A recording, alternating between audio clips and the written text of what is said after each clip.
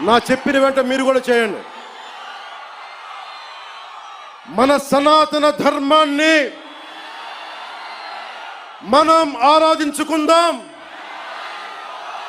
ఇస్లాం, Christian, sick, బౌద్ధం మరియు అన్ని మతాలని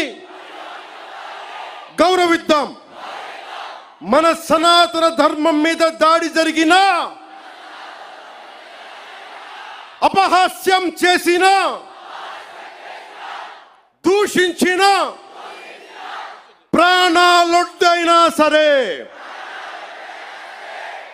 మనం సాయి శక్తుల రక్షించుకుందాం. జై భారత్, జై